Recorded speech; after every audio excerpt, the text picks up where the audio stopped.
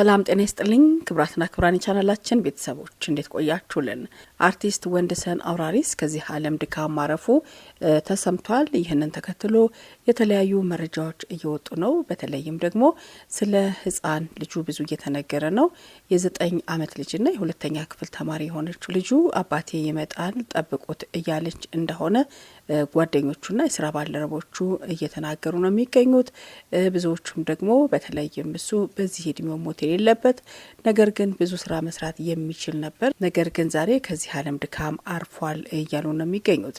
በኢትዮጵያ የኪነ ጥበብ ኢንዱስትሪ ውስጥ በኮሜዲያኑ የሙያ መስክ ስማቸው በደማቅ ቀለም ከጻፉ ኮሜዲያን መካከል የሚጠቀሰው ወንደሰን አውራሪስ ብዙዎች ሲተውንም ሆነ ሲቀልድም አብዝተው እንደሚወዱት ነው እየተናገሩ የሚገኙት። በተለይም ደግሞ ከትወናው እንዲሁም ደግሞ ከስታንዳፕ ኮሜዲው በተጨማሪ በተለይም ዳይሬክት ሲያደርግና የሚጽፋቸው ጽሁፎች ሁሉ በብዙዎች ዘንድ የሚወደዱለት ናቸው። ከዚህ ባሻገር ግን በተለይም ደግሞ ለትወና በሚመረጥበት ጊዜ ብሩን ወይም ደግሞ አዋጭ ነው ወይ የሚለውን ሳይሆን የስክሪፕቱን ጥራት እንደሚመለከት ይመሰክሩለታል። እንግዲህ አንዳንዶች ደግሞ ኖርማል ወሬም ሲያወራ ያዝናናል ሲሉ ነው ምስክርነታቸውን የሚሰጡት። በሙያው ኮሜዲ ብቻ አይደለም፣ ፊልሞች ላይ መድረኮች ላይ ይተውናል፣ የተለያዩ ኩነቶችን ይመራል። ስታንዳፕ ኮሜዲም ሲሰራ ጎበዝ ነው። ወንደሰን ገና ልጅ እያለሁ ለደረጀና ሀብቴ የኮሜዲ ጽሁፎችን ጽፌ አቀርብላቸው ነበር፣ ለዚህ ያበቁኝም እነሱ ናቸው ሲል በተለያየ ጊዜ ባደረገው ቃለ መጠይቅ ላይ ሲመሰክር ተደምጧል። ውልደቱ ጃን ሜዳ አካባቢ ሲሆን እድገቱ ደግሞ አዋሪ አካባቢ እንደሆነ ይነገራል።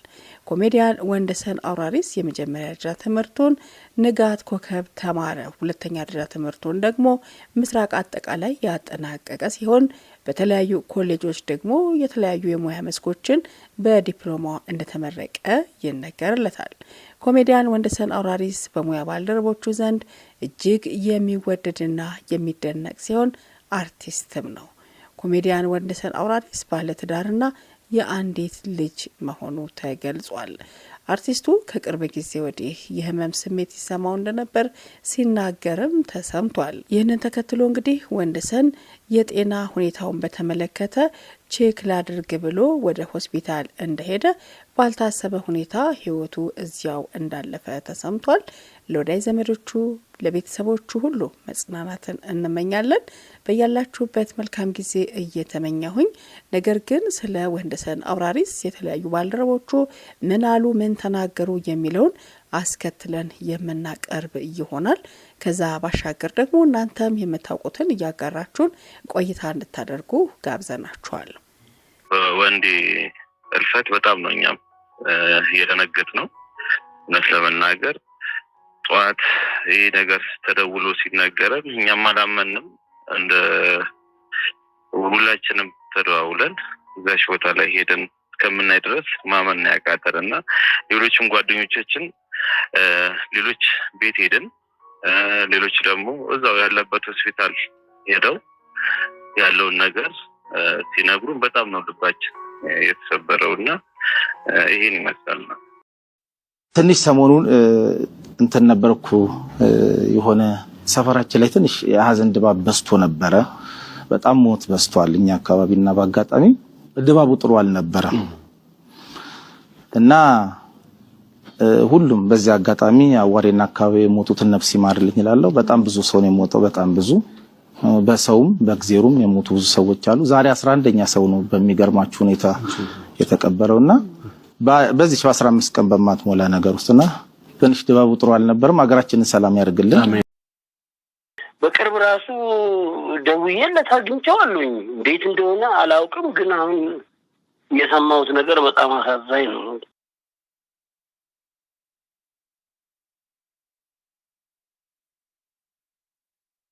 ከፍቃዱ ጋር ፍቃዱ ከበደ ከባሪያው ጋር የሰራናት እሷ ድራማና አዲስ ፍቅር በጣም አስተዋውቆኛል። በጣም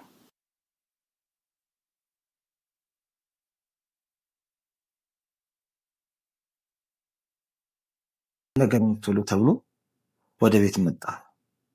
የጥምቀት ዕለት ነው የሚገርም የተወለደችው። ልክ ቤት ስደርስ እህቶቿ ደወሉ። ወንዴ እንኳን ደስ ያለ በሰላም እንዴ አልኩኝ። ኦፕራሲዮን ምናምን ሳትደረግ እስቲ ምናምን ተደረገና በምጥ ወለደች አሉ። ከዞረብኛል በቃ እንትኑና ይሄ እንዴት እቃውንም እንደሚይዝ ምናምን አጣውና አንድ ጎረቤት ልጅ አለ ወዲያ ያደረግታ ቤት አለ እሱ ነበር ያደረሰን ቤቲ እኮ እንትን አለች ወለደች ምናምን ስለው ኧረ እባክህ ታዲያ እንትን እንሂድ ሲለኝ እንዴ አዎ እኮ ለነገር እኮ ነው እንዲዘኝ እንድትሄድ ነው አልኩትና ከየነበረው እንትን ስል ደስታዬ ልነግርህ አልችልም በቃ በጣም እንትን ወለደች እኔ ደረስኩኝ የሚገርም ነው የታሳቀፉኛል ሁላ ሰጡኝ ነርሶቹ በጣም እንዴ ልነግርህ አልችልም የኔ ልጅ ናት የራስ ልጅ ለካ የራስ ነው የሰው ምንም ብትወደው ይሄዳል እኮ ወደ ቤቱ ማታ ምናምን ቤተሰብ የራስ ግን አንቺ ሰው አሁን እቺ ልጅ የኔ ናት በቃ አሁን ደግሞ እንዴት ታጓጓለች መሰለህ በስማ በቃ የኔ ናት በቃ እንደ ልቤ ናት በቃ የሆነ ተጨንቀክም ተናደህም ተደብረህም ቤትም ቢደብር ውጭ ቢደብር በሷ በቃ ፋን ነው ተርከተላለሁ በቃ የምታወራኝ ነገሮች እንደዋቂ የምታማክረኝ ነገሮች በጣም ደስ ይለኝና በቃ ሪፍሬሽ አደርጋለሁ በህይወቴ በቃ ምንም እዚህ ጋር ቢሊየነር በሆን ጉዳይ አይደለም በሷ የምደሰተው ነው ያለው በምንም አልደሰት የእናቴ ምትክ ናት እናቴ አሁን እዚያ አጠገቤ አይደለችም ግን በቃ የእናቴ ምትክ ናት 9 ዓመቷ ነው እና 2ኛ ክፍል ነች አሁን ትንሽ በቃ እሷ ነች ትንሽ ይመጣል ብላችሁኛል ትላለች ወንድ እውነት ለመናገር በጣም ለሰው ልጅ አዛኝ በጣም ደግሞ እኔ ልቤን የነካው ከመለጥ ይወድ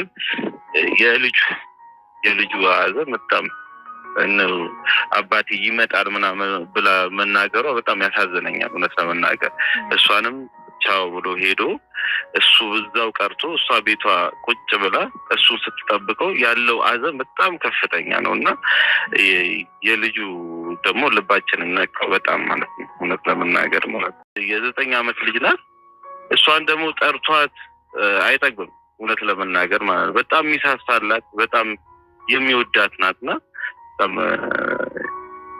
ልጁ በጣም ተጎድቷል እውነት ለመናገር ትንሽ ያመኛል ይላል አሁን በቅርብ ሐዋሳ ላይ ነበር የሆነ ፕሮግራም የቤተክርስቲያን አገልግሎት ነበርና እንደዚህ ማገልገል ይወዳል እሱና እዛ ላይም ባለው ነገር ስንሄድ ትንሽ ህመም አለኝ ያመመኝ ነው ተብሎ ነበር እዛ ውጪ በዚህ አጋጣሚ ይለየናል ብዬ ጭራሽ አስበንም አናውቅም እውነት ለመናገር በጤና ጉዳይ ላይ ግን ሁሌ ይጨነቃል እውነት ለመናገር ማለት ነው ሲያመውም እንደዚህ የውስጡን ማውጣት መናገር አይፈልግም እሱ ነው አሁን እሱ የጎርቶት ከአጠገባችን ምን እንዲለይ ያደረገው ማለት ነው እና መሙኑ ያለውን ነገር ቀርሞን ነግሮን ቢሆን የተሻለ ነገር ተደርጎለት ቢሆን የመትረፍ ከፍተኛ ነው ክብራትና ክብራን የቻናላችን ቤተሰቦች እንዳደመጣችሁት ነው ከልጅነት ጊዜው ጀምሮ በዚሁ በጥበብ ዓለም ውስጥ ያሳለፈው ወንድሰን አውራሪስ ዛሬ እንግዲህ ህይወቱ ማለፉ ተሰምቷል በተለይም በባልደረቦቹ እንዲሁም ደግሞ በቤተሰቦቹም ይሁን በወዳጅ ዘመዶቹ በጣም ተወዳጅና ትሁት እንዲሁም ደግሞ አስቂኝና ቀልደኛ እንደሆነ እየተነገረለት ነው የሚገኘው በተለይ ደግሞ በስራ ላይ እንደማይቀልድና ቀጠሮ አክባሪ እንደነበር ተነግሮለታል በተለይ ደግሞ ስራዎችን ሲቀበል ገንዘቡን ሳይሆን ወይም ደግሞ ያዋጣኛል አዋጣኝም የሚለውን ሳይሆን የስክሪፕቱን ጥንካሬ ተመልክቶ ለአድማጭ ተመልካቾቹ ስራውን እንደሚያቀርብ ተነግሮለታል እንግዲህ ለቤተሰቦቹ ለወዳጅ ዘመዶቹ በተለይ ደግሞ ለዚች ብላቴና መጽናናትን እንመኛለን በያላችሁበት መልካም ጊዜ ይሁንላችሁ ቸር ይቆየን